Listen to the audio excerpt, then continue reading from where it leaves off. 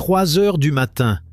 15 drones ukrainiens filaient vers un navire de guerre russe à l'ancre à Novorossiysk. Jusque-là, chaque vague était passée sans encombre.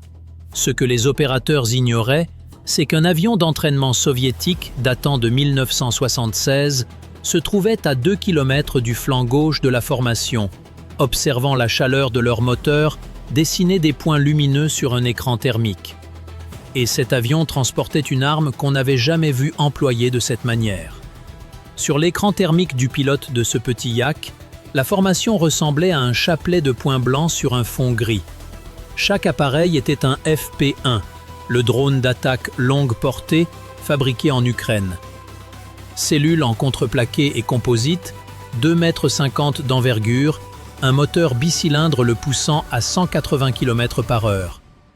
1000 km d'autonomie avec sa charge de combat, à peu près la distance entre Paris et Marseille aller-retour, et une cinquantaine de kilogrammes d'explosifs dans le nez. Assez bon marché pour en perdre des dizaines sans y penser, mais assez efficace pour que la Russie ait dû repenser entièrement sa défense anti-aérienne. Le pilote les suivait en parallèle depuis 12 minutes, attendant que la géométrie se referme. À 3h05, il a réduit à 140 et s'est glissé dans le sillage de la formation. Un mouvement qu'aucun Sukhoi 30 SM ne pourrait exécuter sans décrocher à cette vitesse. Un chasseur classique passe en trombe à plus de 250, obtient 3 secondes d'engagement et doit revenir pour une nouvelle passe.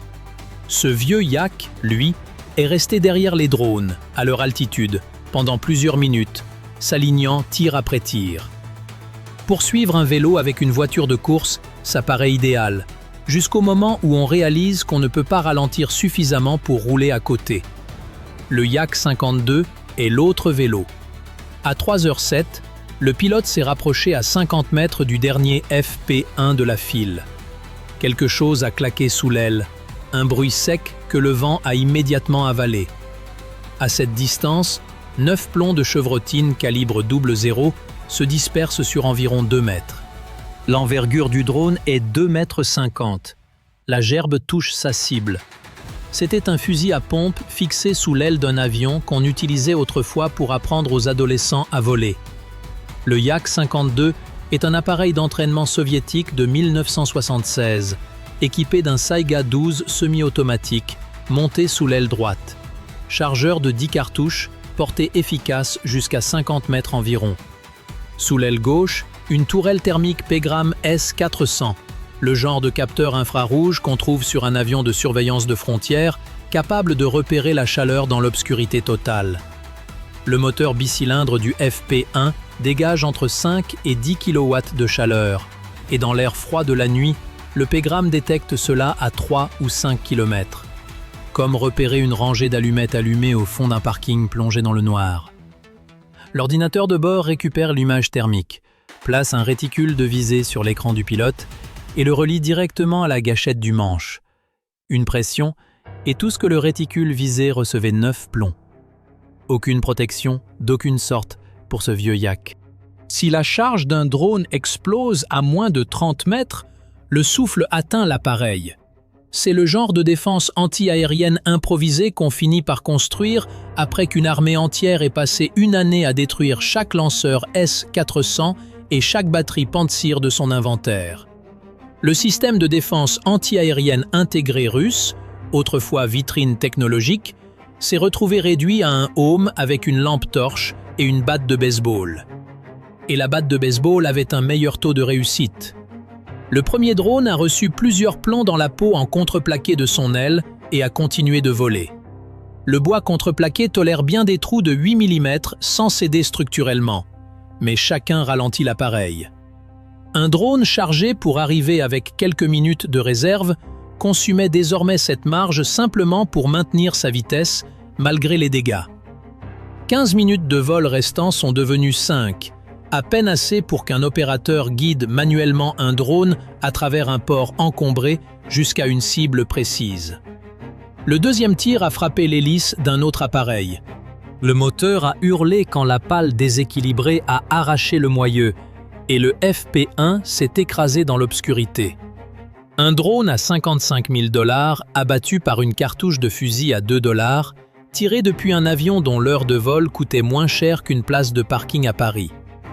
Le troisième tir a traversé net un fuselage. Ce drone a vacillé, mais est resté en un seul morceau, traînant sa résistance aérodynamique en surplus. Le quatrième a touché une autre surface d'aile. À travers la verrière, le pilote voyait des étincelles vives, là où les plombs perçaient le contreplaqué dans le noir. Le chargeur du Saiga s'est vidé après le 10e coup. Impossible de recharger un fusil monté sous une aile en plein vol. L'engagement air-air le moins coûteux du monde, et la procédure de réarmement consistait simplement à se poser. 3 drones abattus sur la caméra thermique. Au moins 2 autres traînant des dégâts visibles, brûlant un carburant qu'ils ne pouvaient déjà plus se permettre de perdre. 12 FP1 survivants sur les 15 initiaux ont continué vers le sud, au-dessus de la mer d'Azov, puis vers la mer Noire. Le rayon d'action du Yak ne couvrait pas le libre. Le pilote a viré vers le nord après avoir transmis son rapport de contact. 12 cibles, cap 175, altitude 100, vitesse 180. Ce rapport est parti directement vers les opérateurs de guerre électronique russes en Crimée, ceux du système R330, surnommés JITEL, les camions dédiés au brouillage GPS. Et ils s'en sont servis pour calibrer ce qui allait devenir les 400 km les plus longs que ces 12 drones n'auraient jamais à parcourir. 12 drones au-dessus de la mer Noire, en pleine nuit, 400 km d'eau libre devant eux. Le contribuable américain avait dépensé des dizaines de milliards de dollars pour la constellation GPS sur laquelle ces drones naviguaient. La Russie était sur le point de faire mentir tout ce système avec un camion qui coûtait moins cher qu'un pick-up financé sur 7 ans par le voisin. La dérive a commencé quelques minutes après avoir quitté la côte. Les opératrices qui surveillaient la télémétrie ont remarqué un glissement lent des positions GPS. Presque imperceptible, le genre d'écart qu'on écarterait comme une variation normale si on ne le cherchait pas activement. Elle le cherchait. L'opératrice principale a repéré la dérive sur son écran et déclenché un chronomètre. Firepoint, le logiciel ukrainien de coordination des frappes de drones, celui qui gère chaque contact affiché sur ses écrans, laisse à l'algorithme jusqu'à 10 secondes pour confirmer un brouillage avant que l'opérateur ne coupe manuellement le GPS et bascule sur la navigation inertielle de secours. 10 secondes. La formation parcourait 30 km toutes les 10 minutes. Cela laisse beaucoup d'océans pour dériver dans un mensonge. Quelque chose avait détourné le signal GPS. Pas brouillé, cela aurait simplement supprimé le signal et forcé les drones à basculer sur leur navigation inertielle de secours, ce que les opérateurs savent gérer. C'était pire que cela. Les drones acceptaient un faux signal comme s'il était réel et le suivaient sans la moindre hésitation. Le R330 JITEL est le système de contre-mesure GPS dédié de la Russie. Une suite de guerres électroniques montées sur camion, émettant sur les fréquences L1 et L2 du GPS, efficace sur un rayon de 150 km, conçu pour une seule tâche, rendre la navigation par satellite peu fiable sur toute une zone d'opération. Le brouillage par usurpation ne crie pas plus fort que le signal GPS, il murmure par-dessus. Le vrai signal satellite, à l'altitude du drone, est incroyablement faible. Le faux signal du JITEL était 10 millions de fois plus puissant, comme essayer d'entendre quelqu'un chuchoter la bonne direction pendant qu'un camion de pompiers hurle la mauvaise à travers un mégaphone fixé sur votre tête. Le JITEL déplaçait la position perçue par le drone à raison de 0,01 degré par seconde, assez lentement pour que l'algorithme anti-usurpation de Firepoint, qui compare la vitesse GPS à celle de l'unité de mesure inertielle, ne se déclenche pas avant 5 à 10 secondes. Pendant ce temps, un drone peut dériver de plusieurs kilomètres, filant vers l'océan vide ou droit vers une position défensive qu'il était censé éviter. Au-dessus de la mer Noire, la nuit, le FP1 n'avait rien pour vérifier cette dérive. Au-dessus des terres, sa caméra anti-usurpation compare le terrain à des images préchargées. Routes, bâtiments, littoral. Au-dessus de l'eau libre, la caméra ne montre qu'un océan noir sur 100 km dans toutes les directions. Entre deux points de repère visuels comme des plateformes pétrolières, le drone vole au GPS brut. Et là, le JTEL possédait totalement ce signal. Chaque correction manquée par l'algorithme devenait une erreur de trajectoire que l'opérateur ne pouvait pas voir avant qu'elle ne se chiffre en kilomètres. 3 drones n'ont pas détecté la dérive à temps. 2 ont percuté la surface de l'eau quand les données d'altitude falsifiées ont entré en contradiction avec le contrôleur de vol. Le système a reçu des informations contradictoires venant de capteurs censés être d'accord entre eux, et cela a envoyé les drones droit dans les vagues. Un 3e a été poussé si loin vers l'est, en direction de la Crimée, qu'il a épuisé sa réserve de carburant au-dessus de l'eau libre. 3 drones perdus, et le JTEL n'a pas tiré une seule munition pour cela. Juste de l'électricité et un mensonge. Environ 165 000 $ de matériel effacé par un signal qui ne coûtait rien d'autre que des watts. L'algorithme de Firepoint a détecté l'anomalie chez les survivants et abandonné le GPS corrompu. Ces drones naviguaient désormais uniquement à l'inertie, ce qui dérive d'environ 10 mètres par minute sans rien pour corriger l'écart. Sur une traversée de 90 minutes au-dessus de la mer Noire, cela représente près d'1 kilomètre d'incertitude de position. Assez pour retrouver une ville, pas assez pour retrouver un navire précis. Les opératrices allaient devoir piloter ces appareils à la main, et la liaison satellite qui transmettait l'image avait un délai d'une demi-seconde. Une demi-seconde, cela ne paraît rien, jusqu'à ce qu'on réalise que le drone parcourt 25 mètres pendant ce temps. Un peu comme essayer de faire un créneau en regardant sa voiture sur un écran de vidéosurveillance depuis l'intérieur de la maison. Il fallait diriger chaque drone vers sa cible via la caméra de nez, en temps réel, relayée par satellite. Et si cette liaison venait à lâcher même 5 secondes au-dessus du port, le drone continuerait tout droit, à niveau, vers tout ce qui se trouverait devant lui. Chaque drone ayant abandonné le GPS se recalait sur les mêmes repères visuels de la côte qui approchait, resserrant une formation déjà dispersée en un corridor de plus en plus étroit, tandis que les 9 survivants convergeaient vers les mêmes points de repère. Et ce corridor était exactement là où la couche de défense suivante attendait. Le premier FP1 s'est désintégré. Une image de la caméra de l'opérateur montrait de l'eau libre. L'image suivante ne montrait plus rien. Aucun verrouillage radar dans la télémétrie, aucune alerte de missile, aucune émission électromagnétique d'aucune sorte. Quelque chose avait frappé le drone par l'arrière, et l'opérateur n'a jamais vu quoi. Ce qu'il avait abattu n'était ni un missile, ni un avion piloté. C'était un autre drone, un intercepteur russe conçu exactement pour cette tâche, pénétrer une formation de drones ukrainiens et détruire tout ce qui s'y trouve. Verrouillage thermique par intelligence artificielle sur la chaleur du moteur, vitesse maximale de 270 km/h. Certains embarquant une charge à fragmentation pour une explosion de proximité, d'autres comptant simplement sur l'impact cinétique. Environ 15 kg, arrivant avec une vitesse de rattrapage de 90 km/h, ce qui laisse au FP un environ 6 secondes entre le verrouillage et l'impact. L'équivalent militaire d'écraser un moustique avec un autre moustique, un peu plus rapide, un peu plus agressif, qui sait déjà où chercher.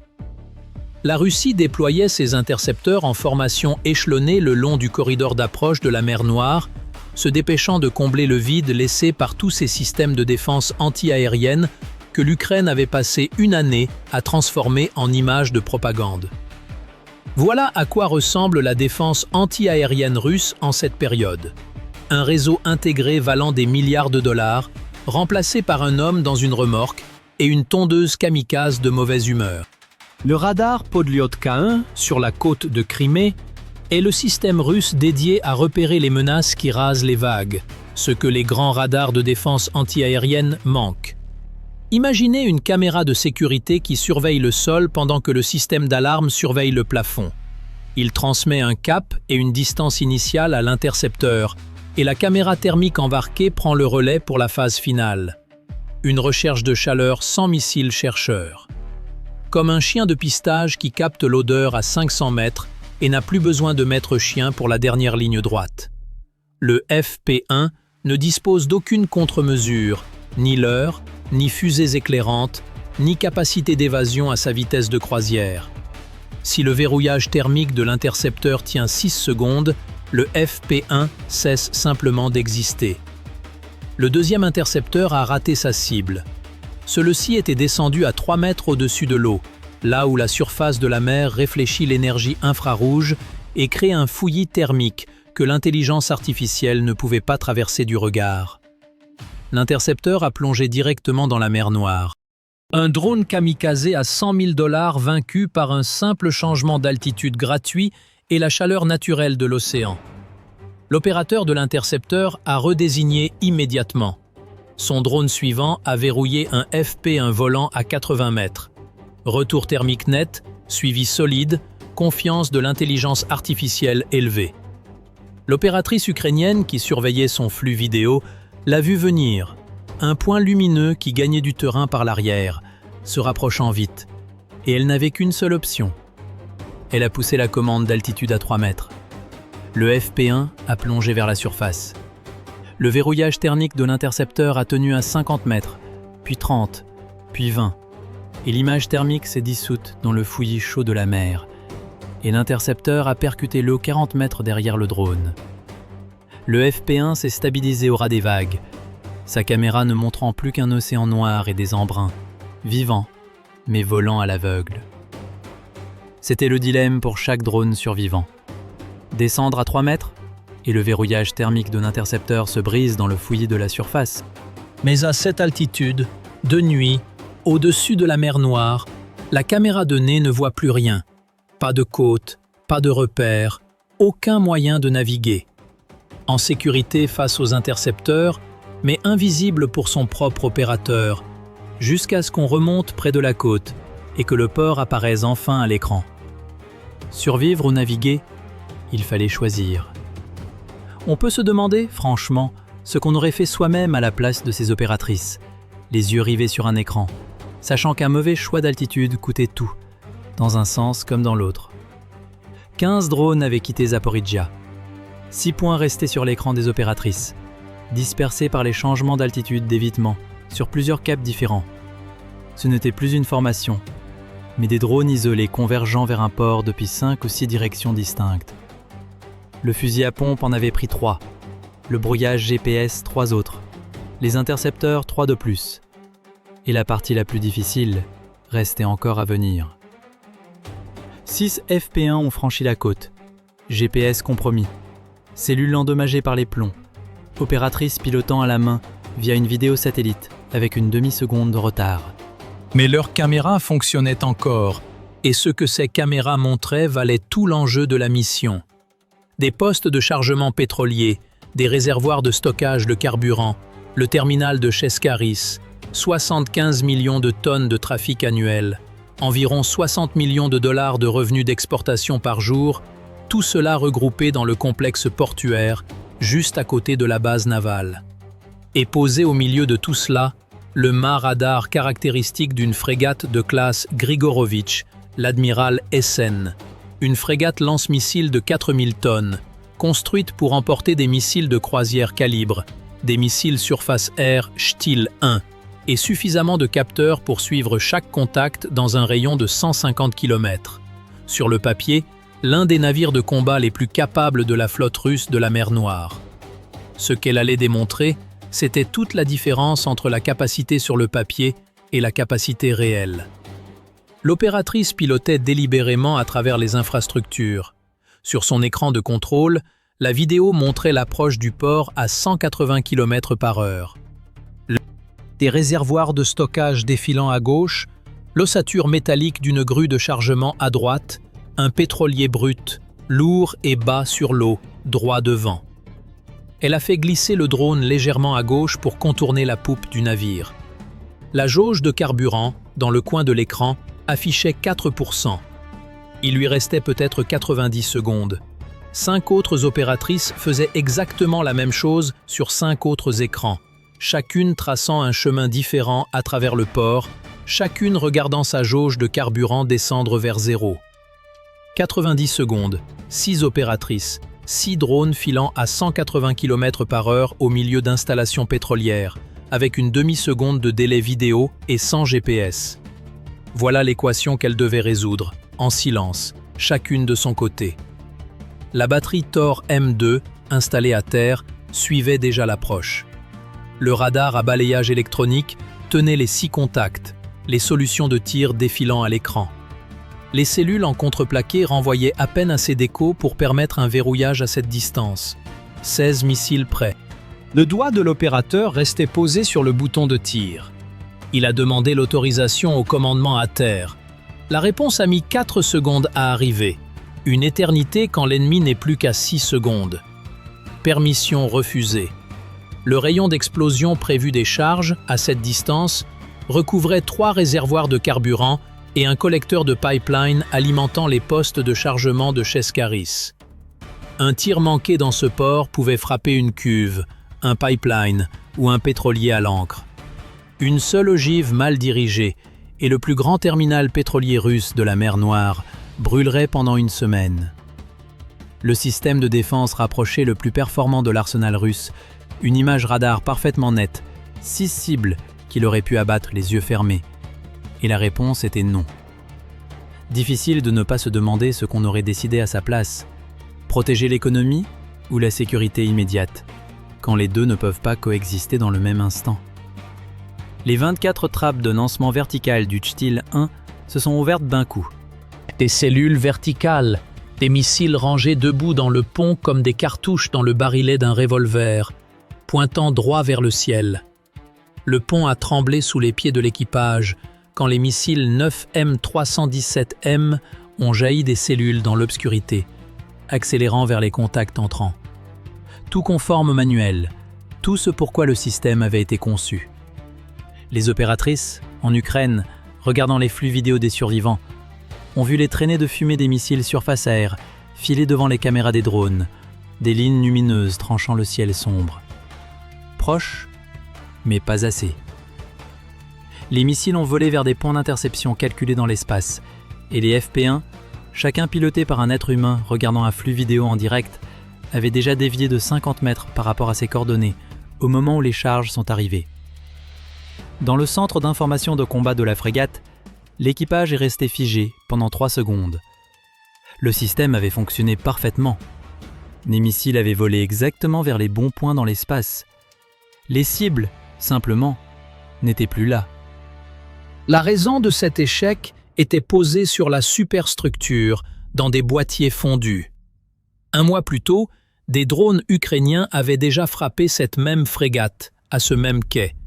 Cette attaque n'avait pas coulé l'admiral Essen, mais elle avait fait fondre les radars d'illumination MR-90 Orek, les coupoles qui guident les missiles 9M317M jusqu'à leur cible. Un guidage semi-actif par radar. Le missile ne porte pas son propre radar. Il suit un faisceau que le navire projette sur la cible, un peu comme un chat qui poursuit le point d'un pointeur laser sur le sol. On déplace le point, le chat suit. On éteint le pointeur, le chat continue simplement dans la direction où il allait déjà. La frappe survenue 1 mois plus tôt avait éteint ce pointeur. Sans ce faisceau corrigeant la trajectoire du missile en temps réel, le 9M317M vole uniquement à l'inertie en phase intermédiaire, se dirigeant vers l'endroit où était la cible, pas vers celui où elle se trouve désormais. À 5 km, contre un drone filant à 180 km/h, une seule seconde de retard de guidage se traduit par 50 mètres d'écart, et sans le MR-90 pour corriger, cet écart devient définitif. L'opérateur du système Kachtan pivotait manuellement sa tourelle avec le viseur optique de secours, une caméra à champ étroit conçue pour l'engagement final, pas pour une recherche à grande échelle. Il a choisi un cap au hasard, parce que personne ne lui avait indiqué où regarder. La passerelle signalait des contacts visuels par interphone, mais le temps qu'un cap parvienne à l'opérateur du Kachtan et qu'il pivote sa tourelle en conséquence, le drone avait déjà changé de trajectoire. Le navire, conçu pour combattre au sein d'un réseau intégré, s'était réduit à une collection d'armes indépendantes boulonnées sur la même coque, chacune pivotant à l'aveugle. Le Thor engagé sur le cap 285, le Kajtan balayant le cap 310, le Shtil 1 tirant sur ce que son image dégradée lui montrait. 3 systèmes d'armes dans le même espace aérien, sans se parler entre eux. 3 personnes dans la même cuisine, essayant chacune de préparer un plat différent sans se le dire et finissant par mélanger n'importe quoi dans la même casserole. Certains tirant sur le même drone, tandis que d'autres approchaient par un cap que personne ne surveillait. Les drones qui ont passé sont venus précisément des angles que personne ne couvrait. L'opératrice de l'un des FP1 a vu la proue de la frégate remplir le cadre de sa caméra.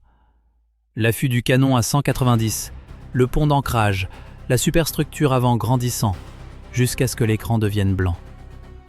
50 kg ont frappé la coque. Juste sous la ligne de flottaison, à cet endroit précis, se trouvait le sonar MGK-335M Platina, le système principal du navire pour détecter les sous-marins, tout près des cellules de lancement vertical UKSK, où reposait le missile de croisière Calibre, le système modulaire de frappe navale de la Russie.